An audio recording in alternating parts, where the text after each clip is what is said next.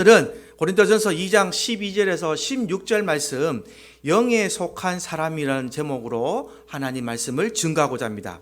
지난주까지 바울이 전도를 배움으로써 이제 우리가 복음의 힘을 알게 되었다, 그리고 그 복음을 전하는 사명을 받았다라는 것까지 배웠습니다. 그런데 우리의 영광을 위해서 하나님께서 만세 전에 정하신 것이다 라고 미리 얘기를 하는 거예요. 그것도 미리 하나님께서 다 정해 놓으셨다. 언제까지요? 주님이 이 땅에 오시기 전까지 감추어 놓다가 주님이 오시고 난 후에 그 비밀을 우리를 알게 하셨다라는 말로 지금 가르쳐주고 있습니다. 그래서 바울이 다시 시작합니다. 7절 말씀 우리 한번 다 같이 합독해 보겠습니다. 시작. 오직 은밀한 가운데 있는 하나님의 지혜를 말하는 것으로서 곧 감추어졌던 것인데 하나님이 우리의 영광을 위하여 만세 전에 미리 정하신 것이라. 아멘. 하나님이 지혜를 주셨는데 감추어 놓으셨다는 거예요. 감추어 놓았다. 언제까지? 예수 그리스도가 이 땅에 오시기 전까지. 그래서 우리의 영광을 위하여 만세 전에 미리 정하신 것이다 라는 것을 우리가 알게 됐습니다. 그래서 오늘 앉아 계시는 저와 여러분들은 하나님이 미리 선택하셨다라는 것을 기억하시기 바랍니다. 모자실 들립니까? 모자실. 하나님이 여러분들을 선택하는 줄 믿으시기 바랍니다. 할렐루야. 그냥 온 것이 아니라 하나님이 선택하셔서 이 자리에 앉아 계신다라는 것을 기억하셔서 얼마나 이게 중요한 것인가. 만약에 세상의 통치자들이나 이 세상의 지혜로 아는 사람들이 그걸 알았다면 주님이 이 땅에 오셨을 때에 죽이지 않았을 것이다 라고 바울이 얘기하는 거예요. 그래서 예수를 죽이지 않았을 것이다. 그러면 중요한 것이 뭐냐? 이 하나님의 지혜를 우리가 어떻게 알게 되었는가라는 것입니다. 이 복음을 어떻게 알게 되었을까? 저와 여러분들은 복음을 배운 적도 없고 공부한 적이 없습니다. 그러나 지금 10절부터 바울이 이것을 설명합니다. 바로 성령이 이 땅에 오시면서 그것을 알게 하셨다. 우리 다 같이 합독해 보겠습니다. 시작. 오직 하나님이 성령으로 이것을 우리에게 보이셨으니 성령은 모든 것 곧 하나님의 깊은 것까지도 통달하시느니라. 할렐루야. 성령이 모든 것, 꼭 하나님의 깊은 것까지도 통달하게 하셨다라는 말은 바꾸어 말하면 성령을 못 받은 사람은 알 수가 없다라는 말로도 해석할 수 있습니다.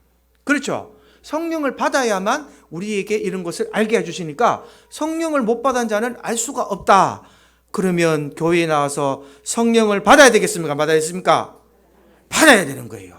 오늘 제가 이 성령 받는 법을 가르쳐 드리겠습니다. 할렐루야. 나갈 때 저한테 10,000원씩 주세요.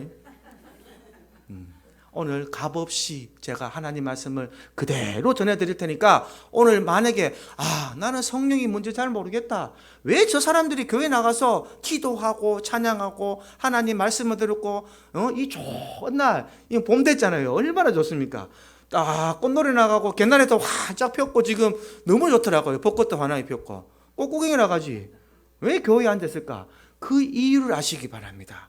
성령이 내 마음속에 있으면 이 세상의 꽃과 이 세상의 아무 부귀영화도 다 내려놓을 수 있는 힘을 얻게 됩니다. 왜냐? 하나님이 깊은 것까지 우리가 통달하고 깨달을 수 있기 때문에. 하나님이 이 땅에서는 잠깐 너희가 살아면 100세다 120세다 해도 하나님 기준을 볼 때는 이 손가락 요 뼘의 길이만큼 되지 않는 거예요. 우리 인간의 수명이. 하나님은 수천 년, 수억 년을 사셨던 분이기 때문에 하나님의 시기를 봤을 때는 너가 꼴랑 요거만큼 살면서 뭔 말이 많노? 하루 살아가 그러면 안 나잖아요. 야, 내일 진짜 더 좋은 날 왔으면 좋겠다. 그러니까 친구가 하잖아요. 넌 내일이 없어 이놈아. 하는 말. 그렇게 우리가 짧은 인생인데 이것을 우리에게 알게 해주셨으니 오늘 이 성령 받는 법을 잘 듣고 내가 만약에 이 성령을 없다고 생각된다면 내 방법대로 하지 마시고 하나님이 가르쳐 주신 방법대로 하시면 반드시, 저는 여기서 말합니다. 반드시 그렇게 구하는 자는 성령을 받을 줄 믿습니다. 오늘 말씀 잘 들으세요. 자, 이제 마가의 다락방에 성령이 임하시고 이제 성령이 왔기 때문에 그 이후를 성령 시대라라고 이제 성경은 말하고 있습니다. 예수님이 승천하시고 50일 되는 해에 마가의 다락방에 성령이 임재하셨습니다. 나중에 제가 또 사도행전을 할 계획이 있으면 풀이를 해드리겠습니다. 근데 이 성령 시대가 어떤 시대냐면요, 성경에서 말하는 마지막 시대입니다. 마지막 때라는 것은 곧 예수님이 이 땅에 오시기 임박했다라고 생각하시면 돼요. 주님이 돌아가셨고 부활 승천하셨고 다시 재림할 때가 임박했다라고 생각하시면 되는 거예요. 그때가 지금 벌써 2000년이 흘려버렸습니다. 그러니까 지금은 2000년 전보다 더 많이 가까워졌다라고 생각하시면 되겠어요. 그래서 우리가 하나님을 알고 예수의 십자가와 부활을 믿게 되는 것은 바로 성령을 통해서 전하여졌고 성령을 통해서 듣고 깨달아질 때 믿어지는 것이 하나님의 말씀이다. 오늘 작은 일화를 소개시켜 드리겠습니다. 흑인 가수 마리안 앤더슨이라는 가수가 있었어요. 이 미국의 흑인 가수 마리안 앤더슨은요, 너무 가난해서 노래를 부를 수 없는 처지가 되었습니다. 그래서 노래를 못 부르는 처지가 되었는데 그 성도들이 조금씩 후원회를 조직해서 그 사람들에게 공부를 시켰어요. 너무 노래를 잘하니까. 그래서 공부를 시키고 난 후에 마침내 유명한 음악가가 되어서 뉴욕 맨하탄 홀에서 연주회를 가지게 됩니다. 흑인 최초로 이 맨하탄 홀에서 연주회를 가졌는데, 그때 당시로 흑인이 이렇게 맨하탄 홀에서 연주회를 가지고 있으니까 백인들이 시기를 했는 거예요. 그래서 백인 기자들이 막 그 가수의 그 음악을 듣고 난 후에 그 기자들이 신문에 너무 악평을 쓴 거예요. 노래 너무 못한다.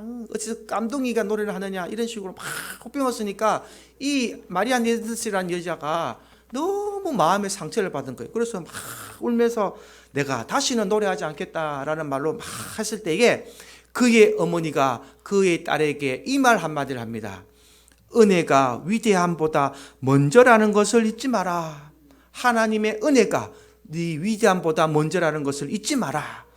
이렇게 충고를 해주니까 오늘까지 받은 은혜를 잊지 말고 이만큼의 생활이 하나님의 큰 은혜라는 것을 잊지 말고 생활해라 라는 큰 말을 했을 때에 위대함과 재주와 이 명성도 그냥 좋지만 모든 것보다 은혜를 먼저 하는 상령의 사람이 되어라 라고 이 마리안 앤더슨의 엄마가 충고를 하기 시작합니다. 그때의 마리안 앤더슨은 이 말에 너무 용기를 얻기 시작합니다. 내가 내 명성과 내가 가지고 있던 재주와 내가 가지고 있던 이 영광을 위해서 노래를 하지 않았는가. 이제는 하나님의 영광을 위해서 하루하루 은혜에 감사하는 삶을 살겠습니다 라고 그때부터 바뀌고 성령의 사람으로 변화된 마리안 앤더슨은 흑인 최초로 유명한 가수로서 미국에서 살다가 죽었다는 그런 일화가 가지고 있습니다. 이것이 바로 사람이 삶을 사는 것이 아니라 성령의 사람으로 삶을 살아가는 사람의 모습이다라는 일화가 있습니다. 오늘날 저와 여러분들의 삶을 한번 비춰보는 좋은 계기가 되었으면 좋겠습니다. 자, 이제 본문 12절 말씀 우리 한번 다 같이 합독해 보겠습니다. 시작. 우리가 세상의 영을 받지 아니하고 오직 하나님으로부터 온 영을 받았으니 이는 우리로 하여금 하나님께서 우리에게 은혜로 주신 것들을 알게 하려 하심이라. 할렐루야.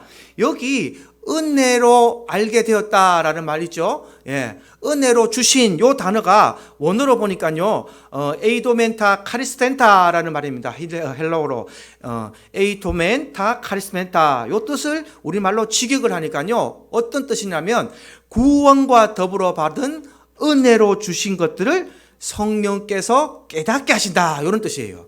다시 한 번 더 설명드리겠습니다. 은혜로 주셨다라는 것이 무슨 뜻이냐면 구원과 함께 더불어 받은 은혜. 구원은 하나님의 선물이라 그랬잖아요. 구원과 받은 더불어 받은 이 은혜로 주신 것들을 성령께서 깨닫게 하신다, 이런 뜻을 가지고 있다는 것입니다. 그래서 하나님께서 성령을 통하여서 믿는 자들에게 거저 주신 하나님의 선물을 알도록 지혜를 주셨다, 이렇게 해석하시면 되겠어요.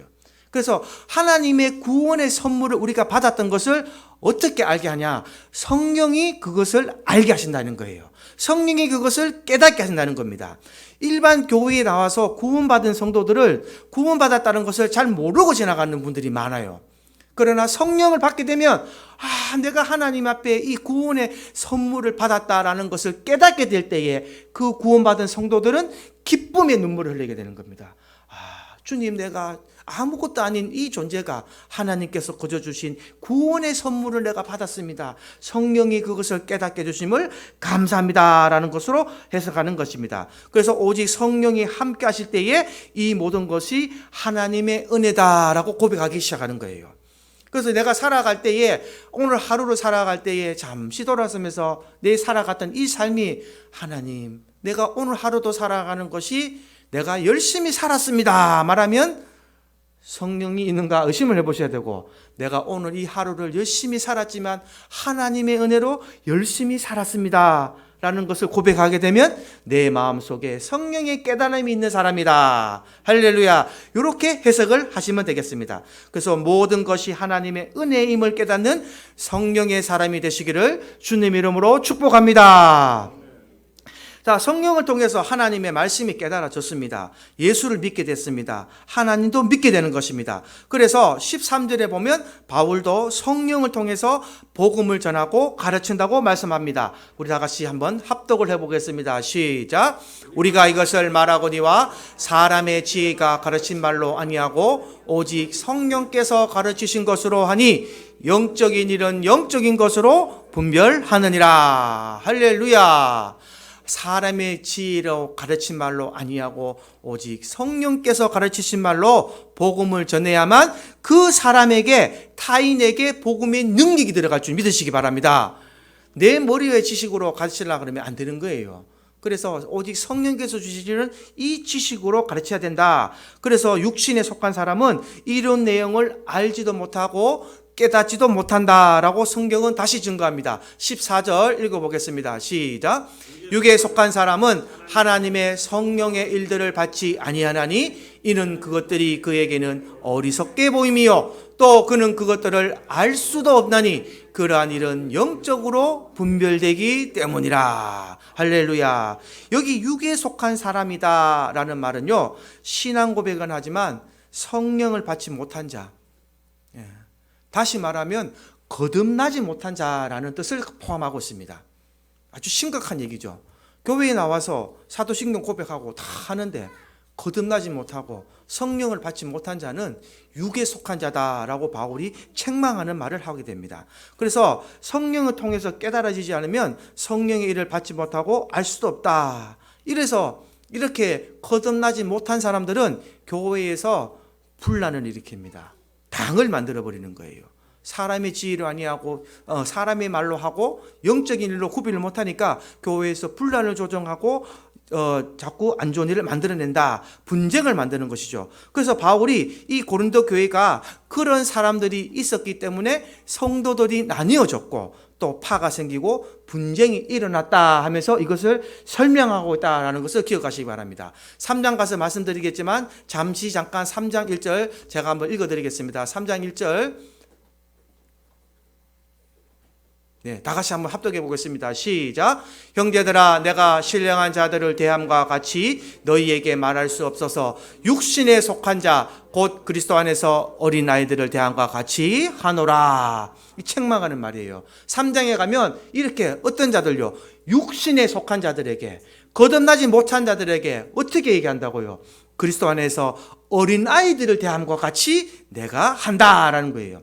이 어린아이들을 같이 대한다는 말은 그만큼 성숙하지 못했다는 것이죠. 어른이 되지 못했다. 예수를 믿고 거듭나지 못했다라는 말입니다. 더 깊이 말하면 성령 받지 못한 자라는 거예요.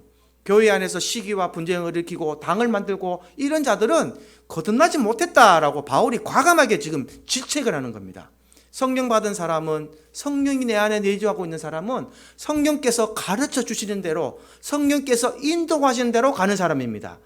왜냐? 예수의 영이, 하나님의 영이 내 속에 있기 때문에 성령을 따라가는 사람은요, 하나님을 따라가는 사람이고 예수님을 따라가는 사람이다. 이 말로 해석하셔야 된다는 거예요. 하나님과 성령과 예수님은 동일하기 때문에. 할렐루야. 이게 합동축의 교리 아닙니까? 성부, 성자, 성령은 동일하다. 그래서 성령이 하나님의 영이니까 하나님이 인도하시는 대로 따라가는 삶. 그것이 바로 성령 받은 자의 삶이다라고 성경은 기록을 하고 있습니다. 그래서요, 교회는요, 성령 안에서 하나가 되어지고 같은 마음을 가지고 같은 뜻을 가지고 같은 말을 해야지 교회 공동체가 하나님 보시기에 가장 기뻐하시는 교회가 된다라는 것을 제가 계속 강조하고 있는 것입니다. 그래서 15절에 보면 바울은 이렇게 해석을 합니다. 2장 15절. 합독해 보겠습니다. 시작. 신령한 자는 모든 것을 판단하나 자기는 아무에게도 판단을 받지 아니하느니라. 16절도 한번 읽어. 아멘. 그래서 이 신령한 자는 모든 것을 16 아닙니다. 15절. 신령한 자는 모든 것을 판단하나 자기는 아무에게도 판단을 받지 아니한다라는 말로 바울은 설명합니다. 교회도 마찬가지라고 생각하시면 되는 거예요.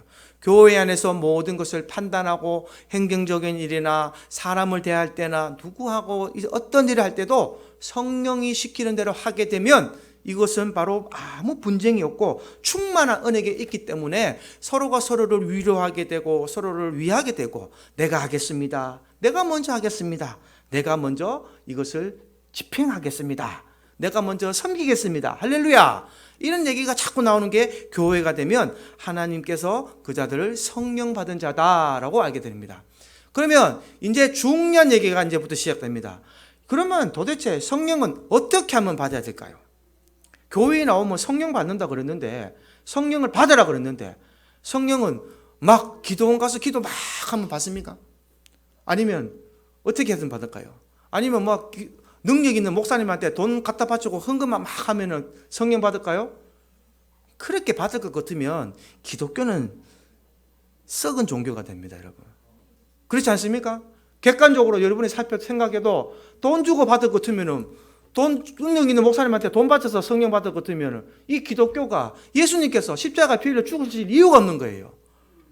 성령은 구하는 자에게 하나님이 주신다고 성경에 분명히 기록해 놨습니다. 그러나 구할 때는 하나님의 방법대로 구하면 반드시 받게 되어 있다는 것입니다. 오늘 그 말씀을 제가 드리려고 합니다. 하나님의 말씀을 차근차근 배우면서 내가 얼마나 하나님을 몰랐는가 이것을 깨닫는 것이 가장 중요한 겁니다. 구원받은 사람들이 하나님께 와서 처음에 교회에 와서 다 구원 못 받잖아요. 기억나시죠? 교회에 와서 다 구원 받습니까? 못 받습니다. 새신자들 들어와서 어떻게 교회에 와서 구원을 받습니까? 하나님의 말씀을 자꾸 들을 때에 목사님이 설교 말씀을 듣고 또 큐티를 하면서 또 문파 공부를 하면서 제일 중요한 것이 있습니다. 차근차근 하나님의 말씀이 내 속에 들어오게 되면 내가 무엇을 깨닫는가를 아셔야 돼요. 내가 무엇을 깨닫습니까? 내가 바로 하나님의 말씀을 비추어 보니 내가 바로 죄인이라는 것을 깨달아야 됩니다. 할렐루야. 내가 죄인이라는 것을 깨달아야 되는 거예요. 기독교는.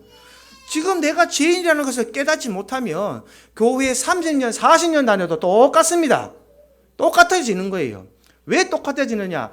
내가 잘났다고 생각하기 때문에, 나는 잘 믿는다고 생각하기 때문에, 나는 주일날 되면 교회를 열심히 나갔고 수요예배도 참석했고 새벽기도도 열심히 참석했는데 이 교회 예배 참석하는 걸로 끝이 나버리면 이건 아무 의미가 없는 겁니다.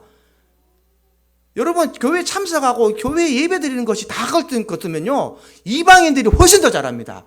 스님의 절들은 새벽 4시에 일어납니다. 새벽 4시에 일어나서 목욕 제기를 하고 나서 법당에 4시 반에 무조건 들어가가지고 동자승까지, 이 어린 동자승까지 다 새벽 4시 다 깨웁니다. 여러분 다큐멘터리 한번 보세요. 어떻게 하는가 산에서. 여름이나 겨울이나 동일하게 새벽에 일찍 일어나서 4시 반 되고 법당에 가서 2시간 동안 연볼 외우고 밥 한 먹고 또 다 자기 맡은 일 하고 쓰레기 치우고 다 합니다. 그 사람들 그거를 매일 합니다. 매일. 한 번도 빠짐없이. 그리고 좀 더 성숙한 사람은 무건수행이라 그래서 팻말 딱 겁니다. 무건수행, 무건이라 딱 쓰면 우리 강철규 회장님 잘하십니다. 우리 저와 같이 능인중고등학교 나왔기 때문에.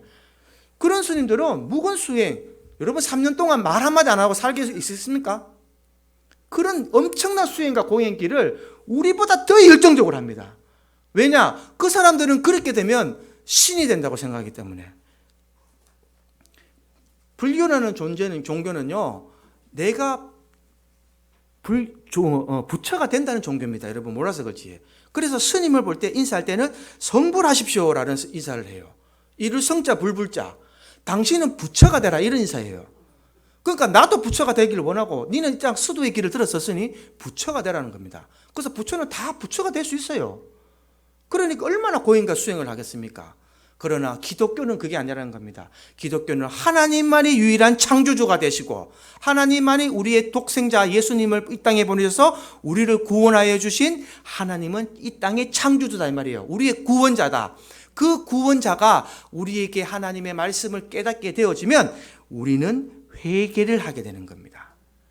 회개가 없는 사람들, 교회에 와서 하나님의 말씀을 듣고 진정으로 두 무릎을 꿇고 하나님, 내가 이때까지 살았는 내 인생이 죄인이었습니다. 하나님, 내가 정말 죄인이었습니다.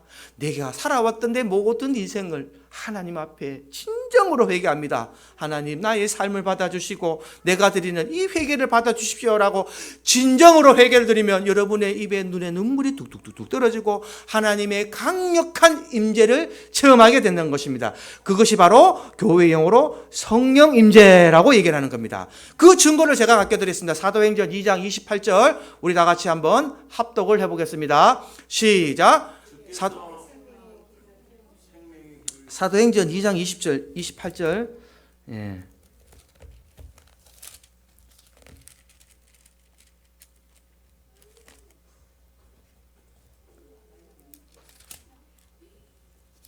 제가 잘못 찾아놓은 건데요. 제가 읽어드리겠습니다. 예. 너희가 회개하여 각각 예수의 그리스도의 이름으로 세례를 받고 죄 사함을 받아라. 그리하면 성령의 선물을 받으리라. 할렐루야. 성령의 선물을 받으리라. 그런데 성령의 선물은 어떻게 받냐?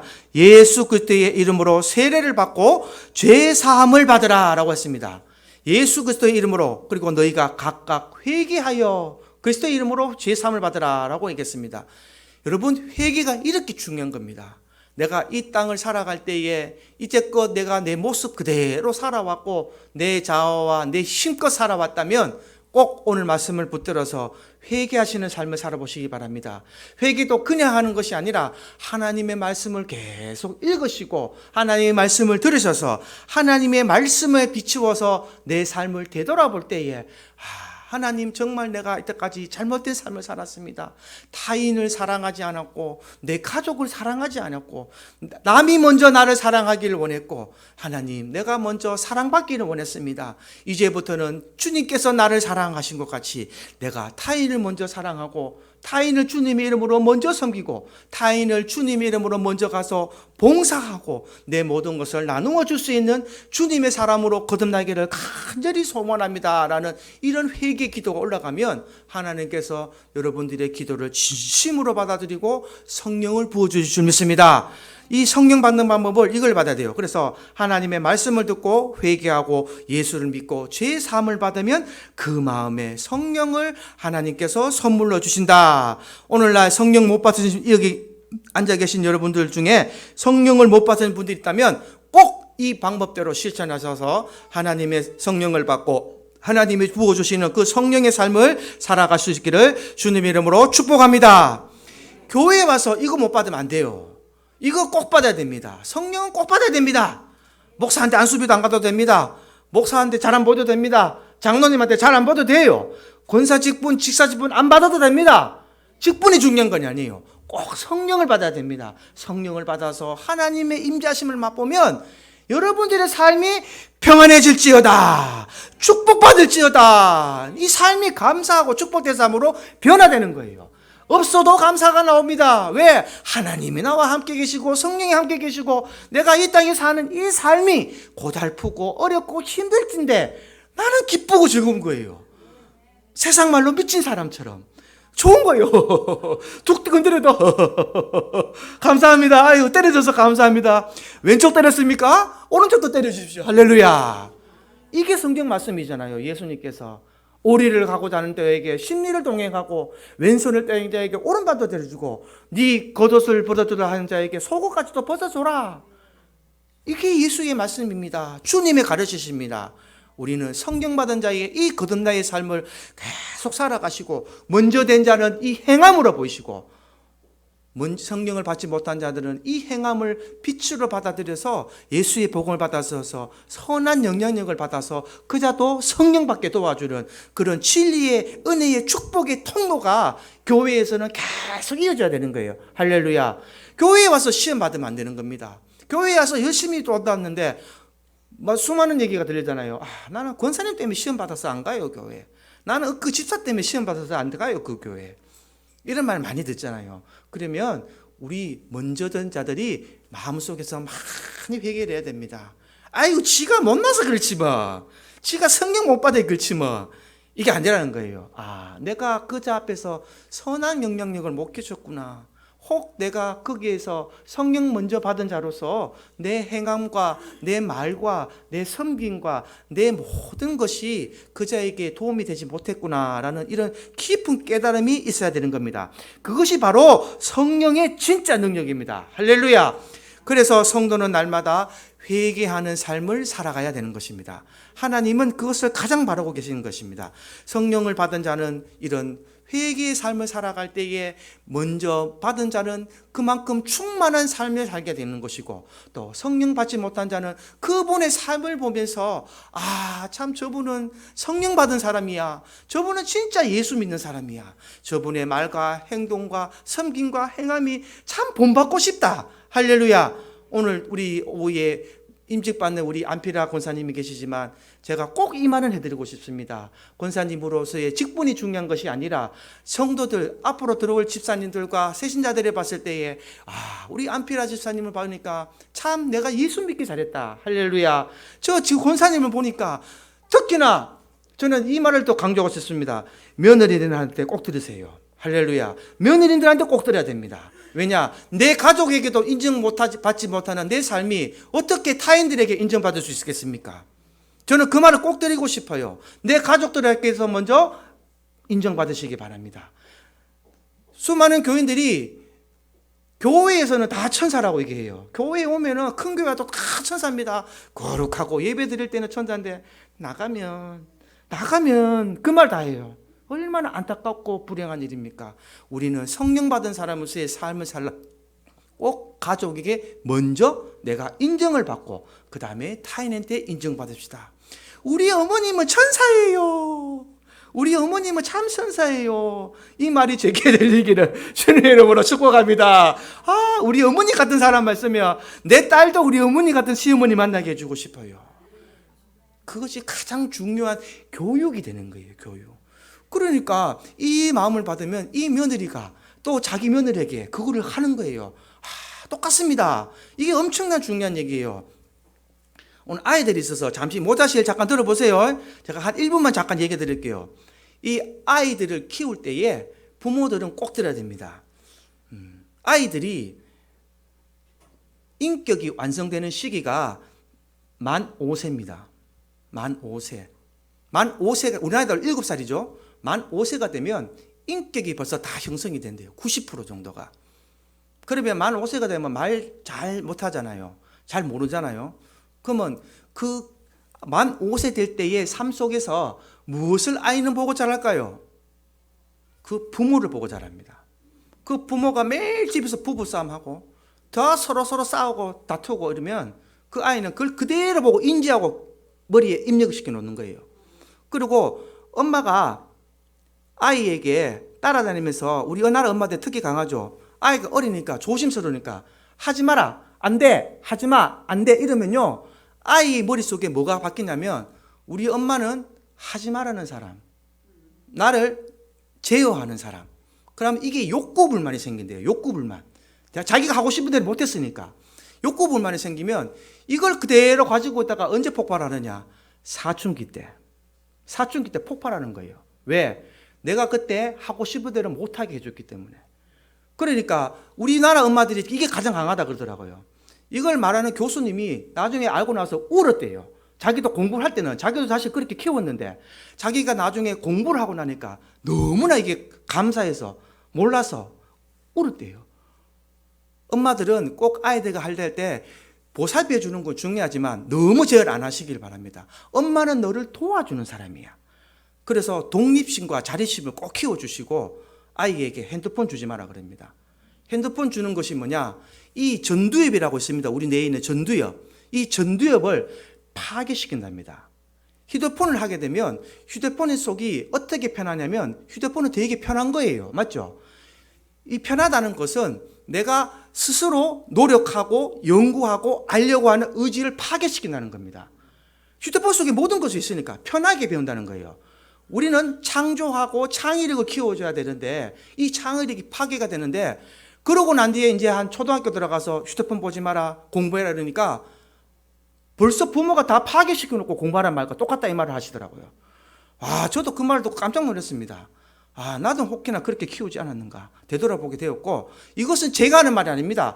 너무 많은 연구를 한 학자들이 연구를 하는 어리 유아 정도의 학자들이 이런 말을 했는 거예요. 통계를 내어보니까 그리고 사춘기 때 폭발하는 아이들을 통계를 내어보니까 가정 속에서 부모가 많은 싸움을 했고 부부싸움을 했는데 그래서 이 말을 하더라고요. 아이들 앞에서는 꼭 가면을 쓰십시오. 왜냐? 아이들 앞에서는 절대 싸우지 말고 싸우면 나가서 싸우라 이거예요. 아이들이 다 보고 자라니까. 절대 말 못하는 아이라고 모르지 않습니다. 이것은 여러분들에게 하는 얘기가 뭐냐면 꼭 배우고 또 주위에 젊은 아이들, 젊은 부모들 있으면 꼭 가르치시길 바랍니다. 이걸 알아야 되는 거예요. 그래야지 이 아이들이 자라서 아주 예의 범절이 된 아이들이 자라고 어른을 공경하는 아이가 되는데 지금 아이들 어떻습니까? 지금 아이들 어른들 공경 안 하잖아요. 다 지밖에 모르잖아요. 개인주의로 변했고 이기주의로 변했고 이게 누구의 잘못이냐는 거죠. 또 지금 젊은이들 왜 그렇게 자랐는가 잘 생각해 보기 바랍니다. 내가 그렇게 키웠기 때문에 그 부모들이 그렇게 키웠기 때문에 그게 그대로 내려가는 거예요. 그러나 이제 학자들이 있고 연구를 하고 공부를 하니까 이거 옳지 않다. 우리가 이렇게 잘못됐다. 그래서 모든 것을 사랑이라고 생각했지만 그것은 아이를 죽이고 파괴시키는 거였다. 아이를 정말 사랑하신다면 아이가 문을 열 때 내가 문을 열어주지 말고 너 한번 해봐. 기다려줘야 됩니다. 그래서 아이는 처음에는 힘들겠죠. 이 문을 여는 게 힘이 들겠죠. 그러나 어느 정도 문을 열 수 있는 것을 자기가 깨달았을 때는 성취감을 느끼는 거예요. 아이가 엄마가 문 여는데 나도 문 열 수 있네. 이런 독립심이 되는 거예요. 자기가 뭔가 해보고 독립심이 기르고 성취감이 생겼을 때 그 아이는 세상 속에서도 리더가 되고 창의력을 가지면서 세상을 이겨나가는 아이가 되는데 부모가 너무 그늘에 싸주니까 아이가 부모의 그늘이 없으면 큰일 나는 줄 알고 어린이집에 떨어질 때에 엄마 안 떨어진 애들 있잖아요. 그런 애들 대다수 보면 엄마가 너무 보호하는 애들. 엄마가 없으면 큰일 나는 줄 아는 거예요. 오는 거예요. 막 넘어가는 거예요. 엄마가 나를 놔두고 가니까. 그럼 무슨 일이 벌어진다. 그래서 이것이 다 교육의 힘이고 학습의 힘이다라는 것을 기억하셔서 교회도 이런 것을 먼저 가르쳐야 되고 교회에서 먼저 하나님의 뜻대로 유대인들은 2살 때부터 하나님의 말씀을 가르칩니다. 하나님의 말씀을 가르치면서 하나님의 말씀을 가르쳐주고 하나님의 말씀대로 양육을 하니까 지금 이 시대 유대인들은 세계를 장악하고 있고 세계 속에서 최고의 리더가 되는 게 유대인들이라는 것을 기억하시기 바랍니다. 그것을 잘 기억하셔서 이 하나님의 성령을 받는다는 것을 어떻게 받는 것이냐? 회개하고 내가 하나님의 뜻대로 살고자 할 때에 하나님이 우리에게 성령을 녹여준다라는 것을 기억하시고 오늘 짧은 말 한마디를 제가 책에서 읽은 아주 감명 깊은 말 한마디를 여러분들에게 읽어주고 말씀을 마치고자 합니다. 한번 따라해 보시겠습니까? 포기하는 순간에 핑계거리를 찾게 되고 할 수 있다는 생각을 할 때 방법을 찾는다. 포기하는 순간에는 핑계거리 찾는다는 거예요. 내가 이걸 할 수 없어. 예를 들어서 전도를 봅시다. 전도할 때에 전도 안 돼. 포기해. 전도 아무나 하나. 요즘 시대에 어떻게 전도해. 이렇게 말하면 핑계거리 찾는 거예요. 이거 요즘은 코로나 때문에 안 좋아하고 요즘 사람도 안 좋아합니다. 누가 방문하면서 두드립니까? 전도지 저도 아무 필요 없어요. 금방 죽으면 뭐합니까? 그건 누가 봅니까? 이해가 되세요? 그러나 할 수 있다는 생각할 때는 방법을 찾게 되었습니다. 우리 전도사님하고 지난주 수요일날 갔다 왔을 때에 바람이 엄청 세게 불었어요. 진짜 우리 몸이 날려갈 정도로. 그때 바람 너무 부네. 이렇게 할 때 내 마음속에 그럼 가지 말까? 이 마음 드는데 어떻게 생각했냐? 다시 마음을 바꿨습니다. 전도사님 선생님 나는 학교로 가겠습니다. 권사님들은 아이고 바람 많이 불어도 공원에 사람 아니겠나? 나는 공원에 가겠습니다. 아 그래요? 그럼 나는 저 경로당 쪽으로 한번 걸어가 보겠습니다. 다 세 파트 나눠서 방법을 찾고 전도를 하고 왔습니다. 할렐루야. 그 순간에 내가 포기했다면, 내가 아이고 가지 맙시다 바람도 많이 부는데 막 이렇게 포기했다면 이 핑계거리 찾는 거잖아요. 아이고 잘 됐다. 마침 바람 잘 부르네. 하기 싫을 때, 그러나 내가 할 수 있다. 한번 해보자라는 생각하면은 방법을 찾게 되는 게 우리의 인생입니다. 신앙생활도 똑같습니다. 하나님의 신앙생활도 똑같은 거예요. 내가 교회에서 하기 싫으면 핑계거리 찾는 거예요. 아유, 내가 말고 누가 하겠지 뭐. 누가 하면 어떠노? 왜 이렇게 더럽노? 막 지적만 하고 자기는 쓰레기 하나 줍지 않으면서 막 시기하고 싫다고. 그러나 내가 하나님 뜻대로 살 수 있다는, 할 수 있다는 생각 갖고 있으면요, 방법을 찾습니다. 아, 쓰레기 보여주시는 거, 하나님 내게 주우라고 보여주시는구나. 내게 줍지 뭐. 아, 책상이 더럽구나. 뭐가 더럽구나. 하나님이 내게 이걸 가르쳐 주셨구나. 내가 하면 된다. 내가 하면 된다. 라는 것을 잘 기억하셔서 할 수 있는 생각을 찾고 포기하는 순간에 여러분들은 핑계만 대는 사람으로 전락해 버릴 수 있다라는 것을 기억하시고 항상 나는 할 수 있다. Yes, I can. 할렐루야. 나는 할 수 있다. 라는 생각을 가지셔서 모든 어려움과 시험을 당할 때에 하나님께 먼저 기도하시고 그리고 방법을 찾아서 그 어려움을 헤쳐나가시는 성령의 사람으로 거듭나시기를 주님의 이름으로 축복합니다. 할렐루야. 찬송가 183장 찬송 부르겠습니다.